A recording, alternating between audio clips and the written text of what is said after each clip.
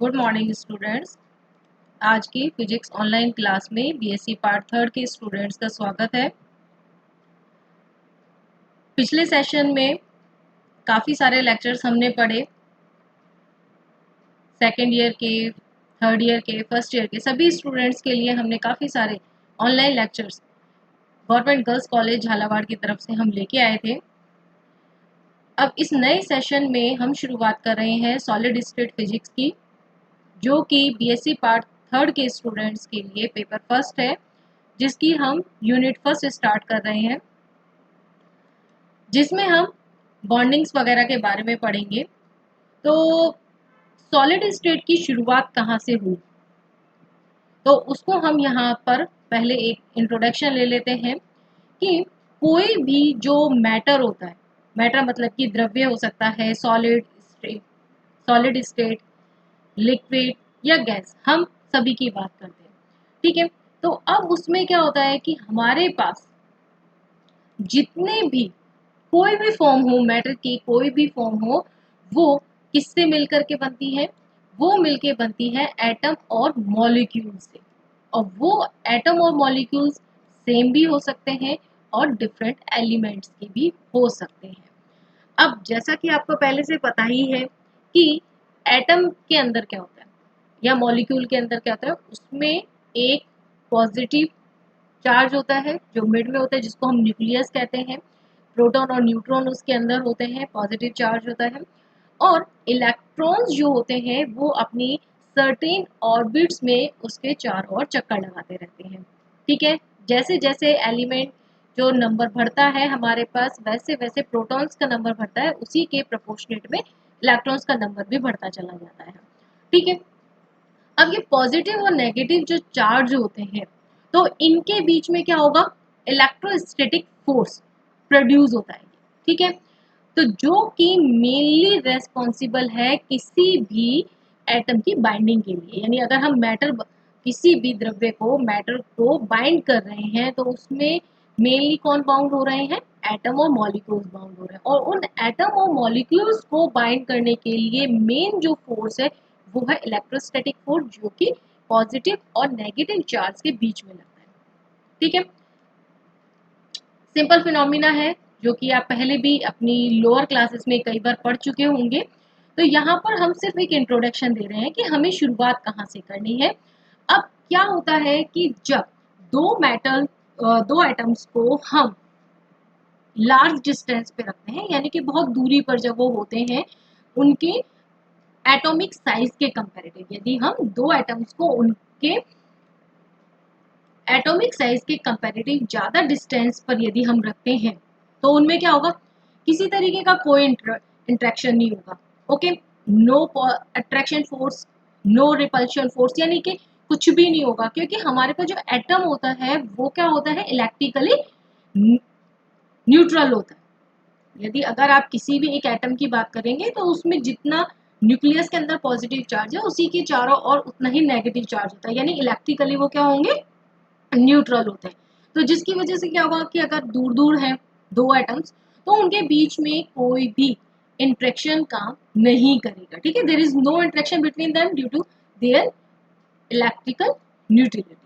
Okay, और जिसकी वजह से क्या होगा कि अगर उनके बीच में कोई भी इंट्रैक्शन नहीं हो रहा है, तो इसका मतलब उनके बीच में जो इलेक्ट्रिकल पोटेंशियल एनर्जी है और साथ में जो फोर्स है, दोनों की वैल्यूज ही क्या होगी, सिस्टम की जीरो होगी। दोनों को मिलाकर के जो सिस्टम बन रहा है उसकी एनर्जी और फोर्स, पोटेंशियल एनर्जी और फोर्स जीरो होगी। ये जो पॉइंट है ये बहुत इंपॉर्टेंट है कि यदि कोई भी दो एटम एक सफिशिएंट लार्ज डिस्टेंस पर मौजूद है, तो उनके बीच में कोई पोटेंशियल एनर्जी और फोर्स जो है वो दोनों जीरो होंगे। ठीक है, ये हमारा मेन की पॉइंट है। अब इसके बाद हम बात करें कि उनको यदि हम पास लेके आए तो क्या होगा। अब पास लेके आएंगे, ठीक है, उनको थोड़ा पास लिया, फिर और ज्यादा पास लिया, तो उसमें क्या होगा कि अट्रैक्शन फोर्स बढ़ेगा पहले तो। ओके, साथ में ही क्या होगा कि फिर रिपल्सिव जो फोर्स है वो भी उनके बीच में काम करना शुरू कर देता है। अब अट्रैक्शन और रिपल्शन फोर्स किसके बीच में लगेगा? भाई अट्रैक्शन फोर्स जो है वो लगेगा अपोजिट, जो दोनों जो एटम्स हैं, जैसे कि यहाँ पर आपको दिखाई दे रहे हैं कि एक तो है ए एटम, एक है बी, तो अब अट्रैक्शन फोर्स तो लगेगा कि इनके बीच में ये, ठीक है, ए एटम के न्यूक्लियस और इलेक्ट्रॉन के बीच में, इसी तरीके से बी एटम के न्यूक्लियस और इलेक्ट्रॉन के बीच में, ठीक है। साथ में ही अट्रैक्शन फोर्स किसके बीच में लगेगा, अपोजिट वालों के बीच, यानी कि जो यहाँ पर ये एन बी है वो ई ए को, यानी कि बी का न्यूक्लियस ए के इलेक्ट्रॉन को अट्रैक्ट करेगा, इसी तरीके से ए का जो न्यूक्लियस है वो बी के इलेक्ट्रॉन्स को अट्रैक्ट करेगा। ओके, यानी अपोजिट चार्ज का जो भी दोनों कॉम्बिनेशन हो रहे हैं, चाहे वो अपने खुद के एटम में हो पॉजिटिव इलेक्ट्रॉन चार्ज का, ओके, या फिर अपोजिट वाले में हो, यानी कि बी का पॉजिटिव चार्ज ए के नेगेटिव चार्ज को, या बी का पॉजिटिव नेगेटिव चार्ज बी के पॉजिटिव पार्ट को। तो इस तरीके से क्या होगा, जो अपोजिट वाले कॉम्बिनेशन है वो उनके बीच में अट्रैक्शन फोर्स लगेगा। अब रिपल्शन फोर्स किसके बीच में लगेगा, रिपल्शन फोर्स जो है वो लगेगा हमारे दोनों न्यूक्लियस के बीच में, और साथ में ही जितने भी इलेक्ट्रॉन्स हैं उनके बीच में, ओके, अपोजिट वालों के बीच में ही सेम, यानी एन ए और एन बी, जो ए एटम और बी एटम के न्यूक्लियस है उनके बीच में रिपल्सिव फोर्स लगेगा, और साथ में ही ए और बी एटम के जो इलेक्ट्रॉन्स हैं उनके बीच में भी रिपल्सिव फोर्स लगेगा। अब जैसे जैसे हम इन्हें पास लेके आते हैं, अब जैसे हमने आपको एक बात कही कि जब ये सफिशिएंट दूरी पर होंगे तो क्या होगा कि उनकी जो पोटेंशियल एनर्जी ऑफ फोर्स है उसकी वैल्यू क्या होगी, लगभग जीरो होगी। तो यहाँ पर देखिए, यहाँ पर हमने इनको क्या रखा है, ए और बी को हमने एक सफिशिएंट डिस्टेंस पे रखा है, तो वहां पर फोर्स और पोटेंशियल एनर्जी दोनों की वैल्यू जीरो है। अब हम इस डायग्राम में क्या देखने वाले हैं कि जैसे जैसे यदि हम उनके बीच की इंटर एटॉमिक डिस्टेंस को कम करते चले जाएं तो हमारे इंटर एटॉमिक फोर्स और पोटेंशियल एनर्जी में क्या चेंजेस होते हैं। ओके, तो अब हम क्या स्टडी करने वाले हैं, the variation of interatomic force and potential energy as a function of interatomic distance. Okay, अब देखिए जब वो सफिशिएंट डिस्टेंस पर है, ओके, जीरो, अब जैसे जैसे हमने क्या किया, उनको पास लेके आए, ठीक है, थोड़ा सा डिस्टेंस कम की, तो डिस्टेंस कम करने के साथ क्या होगा कि उनके बीच में यहाँ देखिए अट्रैक्शन फोर्स बढ़ रहा है। ओके, अट्रैक्शन फोर्स नेगेटिव होता है इसलिए वो नेगेटिव डायरेक्शन में बढ़ रहा है, ठीक है, इस चीज को हमें ध्यान रखना है। साथ में ये क्या हो रहा है, थोड़ा सा रिपल्सिव फोर्स भी बढ़ता चला जा रहा है, ठीक है, रिपल्सिव फोर्स पॉजिटिव होता है, अट्रैक्शन फोर्स नेगेटिव में होता है। तो इस चीज को हमें ध्यान रखना है कि अट्रैक्शन जो फोर्स है वो नीचे क्यों आ रहा है, क्योंकि वो ऑलरेडी नेगेटिव ही होता है, क्योंकि वो अपोजिट जो चार्जेस है उनके बीच में लगता है। और इलेक्ट्रोस्टैटिक जो फोर्स का फॉर्मूला अगर हमें आपके दिमाग में होगा तो F इज इक्वल टू के Q1 Q2 अपॉन में R स्क्वायर होता है, जहां पर कि Q1 और Q2 जो है एक पॉजिटिव है एक नेगेटिव है, तो फाइनल जो हमारे पास फोर्स है that will be negative. Okay, अब इधर देखिए, ये तो हो गया फोर्स की बात कि वो धीरे धीरे दोनों ही बढ़ते चले जा रहे हैं, रिपल्सिव फोर्स बढ़ रहा है साथ में ही अट्रैक्शन फोर्स बढ़ रहा है, यानी कि ओवरऑल जो उनके बीच का इंटर एटॉमिक फोर्स है वो बढ़ता चला जा रहा है। अब यहाँ पर क्या होगा कि जो पोटेंशियल एनर्जी लगभग जीरो थी वो अब क्या होने लग जाएगी, डिक्रीज होना शुरू हो जाएगी, डिक्रीज होगी, और जिसकी वजह से वो और भी ज्यादा नेगेटिव होती चली जाएगी, ठीक है, जिसको हम नाम दे रहे हैं attractive potential energy.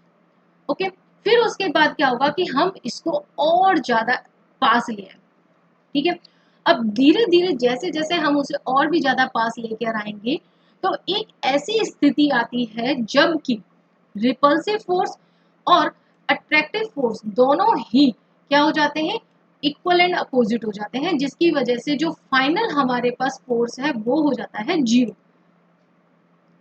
Inter atomic force की वैल्यू जीरो हो जाती है, यानी उनके बीच में कोई फोर्स नहीं लग रहा है, और इस स्थिति में हमारे पास जो पोटेंशियल एनर्जी है वो हो जाती है मिनिमम, वो हो जाती है मिनिमम। ठीक है, तो इस डिस्टेंस को हम कहते हैं, या इस पोजीशन को हम कहते हैं इक्विलिब्रियम पोजीशन, जिसमें कि दोनों जो एटम्स हैं वो एक दूसरे पे कोई फोर्स नहीं लगा रहे हैं। एक इक्विलिब्रियम की पोजीशन हो गई है जहाँ पे अट्रैक्शन फोर्स, रिपल्शन फोर्स दोनों ही इक्वल हो चुके हैं। ओके, और उनके बीच में जो पोटेंशियल एनर्जी है वो मिनिमम हो जाती है। ठीक है, जिसकी वजह से वो क्या हो सकते हैं, स्टेबल स्टेट में आ जाते हैं, यानी इस स्टेट में उनको रखा जा सकता है।